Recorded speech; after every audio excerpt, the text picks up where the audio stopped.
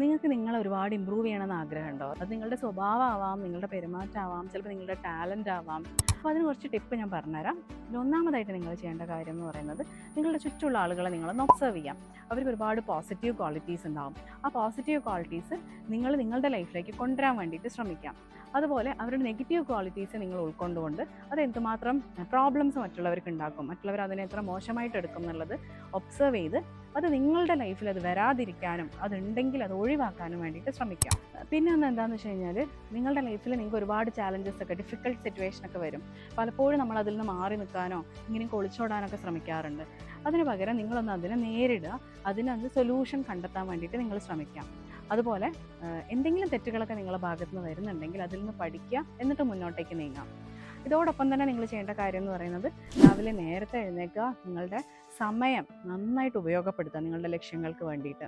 അതുപോലെ പുസ്തകങ്ങൾ വായിക്കുക, എക്സസൈസ് ചെയ്യുക. അപ്പോൾ ഈ കാര്യങ്ങളൊക്കെ ഒന്ന് ചെയ്ത് നോക്കുക. നിങ്ങളുടെ ബിഹേവിയറിലും ക്യാരക്ടറിലും നിങ്ങളുടെ സ്കില്ലിലും ഒക്കെ വലിയ വലിയ മാറ്റങ്ങൾ കൊണ്ടുവരാൻ വേണ്ടി നിങ്ങൾക്ക് സാധിക്കും.